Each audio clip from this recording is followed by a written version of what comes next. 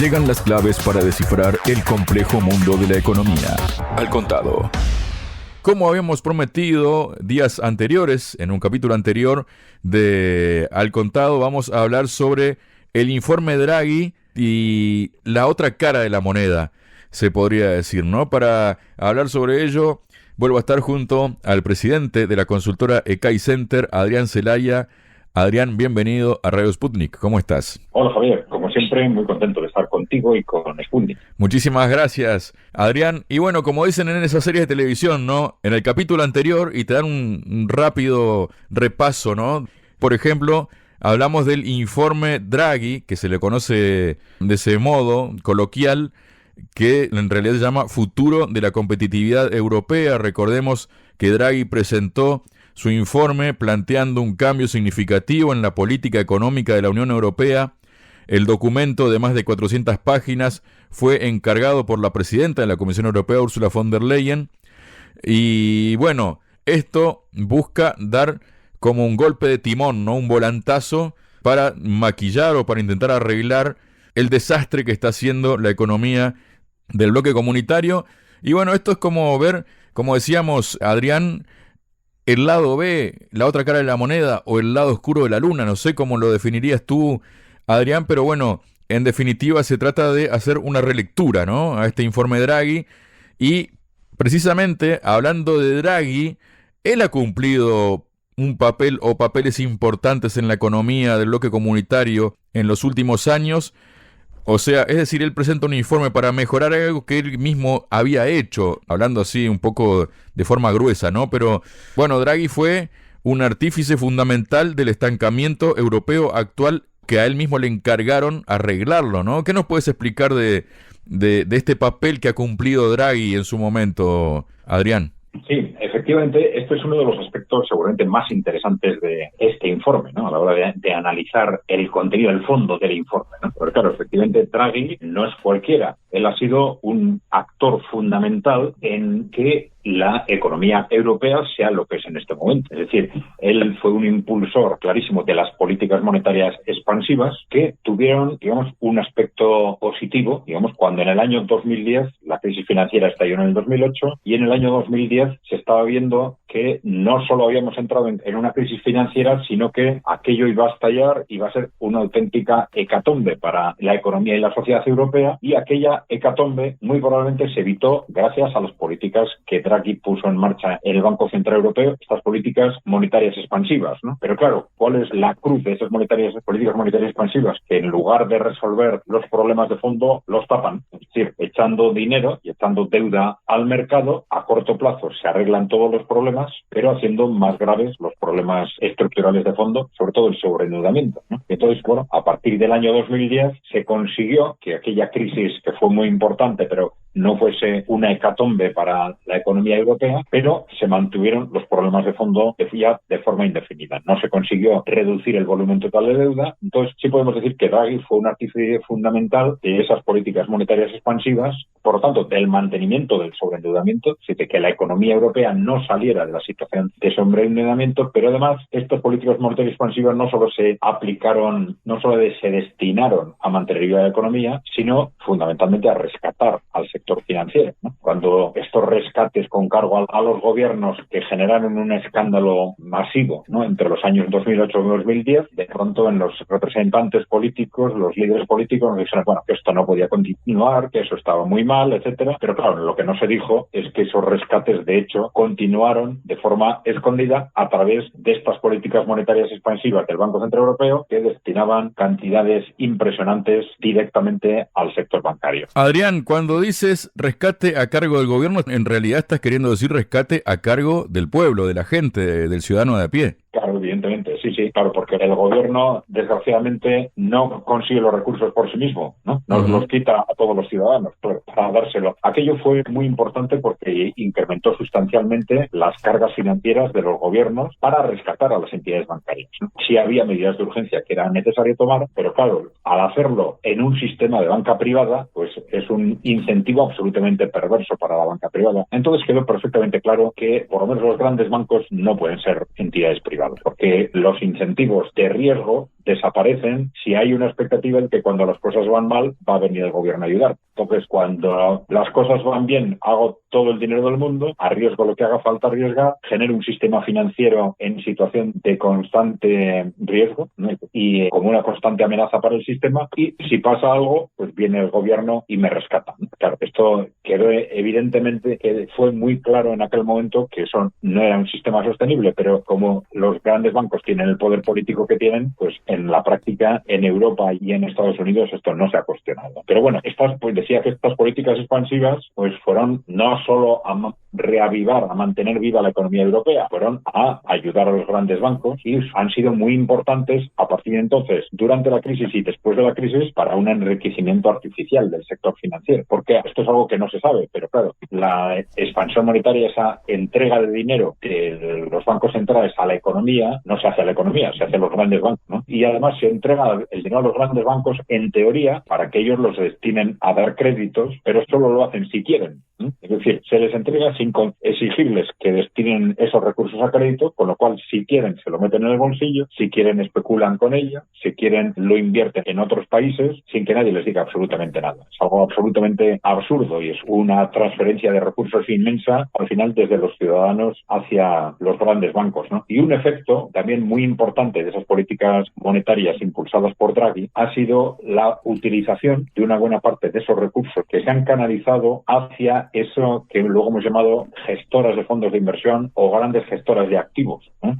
BlackRock, Vanguard, State Street, que gracias a esos recursos durante estos años, a partir de la crisis financiera del 2008, pues se han ido haciendo con un control directo o indirecto de prácticamente todas las multinacionales occidentales, en las que tienen entre un 5 o un 10% de las acciones, ¿no? Y todo eso ha sido posible pues gracias a esa canalización de enormes sumas de dinero, fundamentalmente desde los bancos centrales, ¿no? Pero bueno, en definitiva, Draghi ha tenido un papel fundamental en que la economía europea y occidental sea como es ahora, ¿no? Esa economía que él está analizando en su informe y que dice que efectivamente está en una situación desastrosa, ¿no? Bueno, entonces eso como punto de partida, ¿no?, de su posicionamiento. Desde esa perspectiva podemos entender por qué Draghi en su análisis olvida, vamos a decir entre comillas, ¿no?, los grandes problemas estructurales de Europa. Bueno, dice la economía de Europa, bueno, pues es un desastre, tiene graves problemas cara al futuro, pero no se cuestiona, por ejemplo, hacer absolutamente nada con el nivel de deuda, que es una carga inmensa y un lastre fundamental de la economía europea cara al futuro. Bueno, menciona de vez en cuando que esa carga existe, que es un problema estructural, pero no se plantea hacer nada al respecto, ¿no? Lo mismo, algo similar, por ejemplo, con la tasa de natalidad. El hundimiento de la tasa de natalidad en Europa ha sido muy importante a corto plazo para mantener la economía viva, ¿no? Pero claro, esto ha sido la contrapartida de la incorporación masiva de las mujeres al mercado de trabajo, lo cual ha servido para que al final, con muchas más horas de trabajo en el conjunto de Europa, durante estos 30, 40 años, mantengamos viva la economía, pero claro, a costa del futuro, claro. Y tampoco dice nada sobre el sector público empresarial, a pesar de reconocer que empresas privadas no están invirtiendo. Pero no solo no estén invirtiendo ahora, sino que reconoce que la inversión está deprimida desde hace mucho tiempo en Europa y que y él lo define casi como un problema fundamental de Europa, ¿no? Dice, bueno, esto tiene mucha relación con los procesos de privatización que se pusieron en marcha con el periodo neoliberal en los años 80 y 90 fundamentalmente. A partir de ahí, las empresas privadas no están invirtiendo cada vez menos. El estancamiento de la economía europea tiene mucho que ver con el estancamiento de la inversión, que es una referencia muy clara, muy directa del dinamismo de una economía. Si los empresarios no invierten, no podemos tener una economía dinámica, ¿no? Si los empresarios privados o la empresa pública, ¿no? La empresa pública la hemos hecho desaparecer prácticamente. ¿Y qué pasa con la empresa privada? Pues que no invierte. Pero no tenemos la alternativa que teníamos antes de que, bueno, si los empresarios privados no invierten, invierte la empresa pública, ¿no? Y claro, esto ni se lo plantea, por supuesto, claro, porque él está totalmente condicionado por estos intereses corporativos a los que él pertenece. Ha estado directamente ligado con Goldman Sachs, etc. Y claro, estos intereses corporativos tuvieron un papel fundamental en esta oleada masiva de privatizaciones, ¿no? Entonces, por ejemplo, sí reconoce, curiosamente, la necesidad para reanimar la inversión, que es imprescindible para que la economía europea funcione bien, que habla de la iniciativa pública, ¿no? Pero la iniciativa pública, ¿en qué sentido? Pues parece que está hablando claramente de que al final haya recursos públicos para ayudar a las empresas a que inviertan, ¿no? A las empresas privadas a que inviertan, ¿no? Que es algo similar. Este tipo de reflexiones alrededor de ese concepto ya llevan unos cuantos años planteándose en ambientes corporativos también. Esto es lo interesante, porque claro, en ambientes alternativos siempre se ha dicho, algunos hemos dicho un poco más tarde, ¿no? Bueno, que había que replantearse todo ese proceso de privatizaciones, etcétera, pero en ambientes corporativos esto es mucho más reciente, ¿no? Y por ejemplo tenemos ese éxito de Mariana Mazzucato, que bueno, es una economista a la que desde el ámbito corporativo se le está dando un gran eco del Foro Económico Mundial, etcétera, y su argumentación fundamental es que hay que revitalizar el papel del Estado en la economía. Esto es muy interesante, no tanto porque las ideas de Mazzucato sean nuevas, que no lo son, porque sus argumentos son similares a los que se han utilizado en los países socialistas de forma continuada y en Europa y en Estados Unidos en todo el periodo de posguerra, ¿no? Para explicar por qué la intervención pública es necesaria, no solo a efectos de prestación de servicios, sino también a efectos empresariales, a efectos de impulsar la innovación, etcétera. Bueno, lo interesante de Mazzucato no es tanto la argumentación, que no es nueva, sino el eco que le están dando las grandes multinacionales y cómo la están paseando por distintos foros. Y claro, esto cuadra con esa interpretación que muchos de estos foros multinacionales están haciendo, en el sentido de que el neoliberalismo está claro que no funciona, pero claro, es el que nos mantiene, con lo cual necesitamos de alguna forma reavivar el sistema, y están reconociendo que probablemente no hay más remedio que ir a un sistema más intervencionista. Pero claro, están enfocando ese sistema más intervencionista en este sentido, más desde el punto de vista de que el gobierno, digamos, financie a las empresas para que inviertan y para que innoven y para que investiguen, más que el Estado utilice el sistema de empresa pública para producir, investigar e innovar. Entonces, bueno, pues no es extraño en ese contexto que Draghi diga, por un lado, bueno, las empresas privadas no invierten, hay que hacer algo desde el Estado para conseguir que inviertan, pero se olvida de plantear dentro de ese marco la necesidad de reactivar el sector público empresarial. Adrián, luego también está el hecho de el apoyo a determinadas políticas europeas en los últimos años, ¿no? Como el tema de los verdes, el tema de la energía, que ha sido una gran pérdida para Europa por haberse sumado a los dictámenes de Estados Unidos, ¿no? También el tema con China, el rearme. ¿Qué nos puedes explicar de todo eso? Sí, esto es muy interesante porque, digamos, es la parte más absurda del informe. Porque claro, por un lado, nos reconoce hasta qué punto la economía europea, que primero lleva décadas estancada, y a partir de esa situación de estancamiento, en los últimos años hemos añadido una serie de políticas absurdas que están destruyendo una economía europea que ya estaba estancada. Y además reconoce el daño que a la economía europea están haciendo las políticas verdes. Reconoce el daño que a la política europea está haciendo esa absurda corte con el acceso a la energía barata rusa. Reconoce el daño que le están haciendo los movimientos de creciente desacople, lo que se llama el desacople económico con respecto a la economía china, y el daño que están haciendo y va a hacer a la economía europea, pues las estrategias actuales de rearme, de gasto en defensa, ¿no? Bueno, pues pero claro, reconociendo que todos estos problemas, no menciona cómo abordar los problemas estructurales que venían de antes, y no menciona qué es lo que podemos hacer para evitar estas repercusiones tan drásticamente dañinas de todas estas absurdas políticas con respecto a la economía europea. Con lo cual, claro, reconociendo los problemas y no planteando soluciones a los mismos, pues el margen de actuación a efectos de las propuestas a realizar se queda bastante estrecho. Claro, este margen es estrecho y bueno, uno ante todo este panorama, Adrián, se pone a mirar, si pone todos los datos sobre la mesa, entonces, claro, ¿cómo se puede calificar el papel de Draghi, no? Por un lado, fue quien llevó a Europa al desastre, ahora le piden que arregle algo que él mismo destrozó. ¿Qué se puede pensar de, por ejemplo, la Comisión Europea? Es como pedirle al zorro que cuide el gallinero, más o menos, ¿no? Efectivamente, sí, por porque claro, estamos hablando de un problema estructural de Europa que tiene mucho que ver con su clase política. Estamos hablando de una clase política que es la que lleva 30 años creando los problemas estructurales de nuestra economía, la que lleva, pues, en los últimos años añadiendo un problema tras otro a nuestra economía, echando cargas de profundidad sobre sus propios países y, claro, es muy difícil, evidentemente, que esta clase política, pues, dé salida a todos los retos económicos que tenemos sobre la mesa. Es decir, que en esta situación, pues, estamos en una economía sin salida, en una economía sin salida, como hemos dicho, en una Europa que está en una situación económica y política, pues, que casi caótica, vamos a decir, ¿no? ¿En qué sentido? Bueno, pues, por ejemplo, yo creo que tenemos, claro, una cuestión clave en un sistema político es que si las cosas salen mal, pues tengamos capacidad de renovar a los responsables, ¿no? Y, sin embargo, nos encontramos en este momento en una situación de un claro bloqueo político en Europa. Bueno, en esta situación o en los últimos años. En bloqueo político a nivel de los principales responsables políticos, vamos a decir, ¿no? ¿Cuál es el problema? Pues que a partir de los años 90, a partir de la Guerra Fría fundamentalmente, se produjo una expansión de la influencia de las grandes corporaciones que probablemente hizo desaparecer las alternativas. Entonces, y ahora estamos hablando en el ámbito económico, las distintas opciones económicas se fueron acercando cada vez más, unos diciendo que son de izquierdas, otros diciendo que son de derechas, otros diciendo que son de centro, pero ya a partir de los 90 esto no son más que, en realidad, más que matices dentro de las líneas políticas, ¿no? Que son las que nos han llevado a esa situación desastrosa actual, ¿no? Entonces, tenemos, por un lado, gobiernos que están siendo, también hay otras razones geopolíticas, etcétera, pero también por razones económicas cada vez más impopulares y, sin embargo, en los grandes países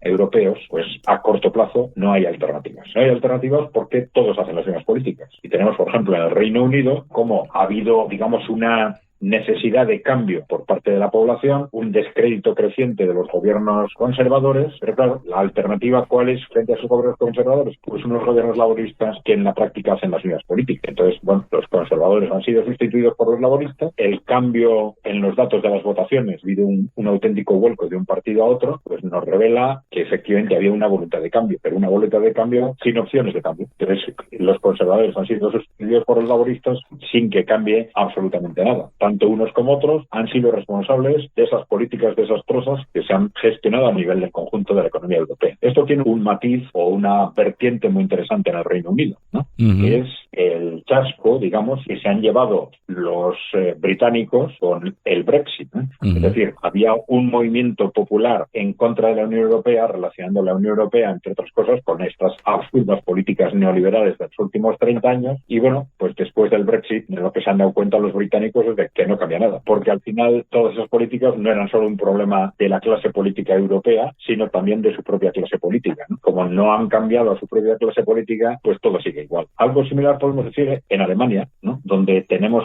a lo que ahora se está llamando esa coalición semáforo de socialdemócratas, liberales y verdes, perfectamente encadenados dentro de ese partido único en sus políticas económicas y que han desarrollado las políticas económicas neoliberales, ¿no? Y que, bueno, tiene, digamos, una imagen social y un desprestigio, pues, radical. Sus expectativas electorales están hundidas, las de los tres partidos, pero ¿cuál es la alternativa? Pues todo hace pensar que en las elecciones del año que viene, pues va a ser la CDU, el primer partido de oposición, el que se haga con el gobierno, que es, digamos, otra pata del mismo partido único. Es decir, tampoco en Alemania hay a corto plazo pues expectativas de que nada cambie porque unos son sustituidos por otros dentro de ese marco común. O podemos mencionar lo que ha sucedido o está sucediendo en Francia, en los que no solo se mantiene el mismo presidente, pues bueno, muy directamente implicado evidentemente en estas políticas absurdas del neoliberalismo y de los últimos años, sino que a efectos del primer ministro pues juegan entre las distintas fuerzas políticas con que si va a ser uno cercano a mí o uno a mi grupo o cercano a tu grupo, pero resulta que las tres opciones en las que nos hemos movido últimamente, tanto el anterior primer ministro Attal como el nuevo primer ministro Barnier, como el propuesto por el supuesto grupo de izquierda Castex, pues todos ellos han sido opciones claramente neoliberales en el ámbito económico. Con lo cual, bueno, vemos cómo Europa está, al menos a corto, medio plazo, en un auténtico bloqueo político que hace imposible que se adopten o se pongan sobre la mesa estrategias de carácter económico pues sustancialmente distintas de las que se han desarrollado durante los últimos 30 años y que han terminado destruyendo la economía europea. Claro, es en ese bloqueo político económico ¿qué nos sucede? Bueno, pues por un lado, ya hemos dicho, tenemos problemas económicos, no solo económicos, claro, problemas políticos también, pero hoy estamos hablando de economía, ¿no? Problemas económicos cada vez más graves. Frente a eso tenemos un creciente desapego de la población, pero un bloqueo político que hace tremendamente difícil que, al menos a corto plazo, se produzca una sustitución de esa clase política por una nueva clase política. Y ante ese bloqueo, nosotros solemos pensar que no hay otra forma de salir adelante si Europa no recibe un shock externo. Evidentemente hay fuerzas internas de otro tipo, alternativas, pues estas que se llaman populistas, ¿no?, que están cogiendo una fuerza creciente, pero siempre en ámbitos regionales, en ámbitos, y cuando es en ámbitos nacionales, pues sin posibilidades a corto o medio plazo de llegar al gobierno. Por eso decimos que Europa, si quiere tomar a tiempo las medidas que tienen que tomar para salvar lo que queda de su economía, necesita casi de forma inevitable lo que llamamos un shock externo. Es decir, que haya algún movimiento externo de carácter geopolítico que lleve a Europa a transformar sus mecanismos de decisión, su configuración política o sus relaciones políticas internas, que haga posible ese cambio de liderazgo político. Muchas gracias, Adrián. Muy bien, Javier, gracias a ti y a Funde. BRICS, G7, OPEP, FMI, Banco Mundial, Nuevo Banco de Desarrollo, Banco Central Europeo, tasas de interés, finanzas, sanciones, deuda, desdolarización, al contado.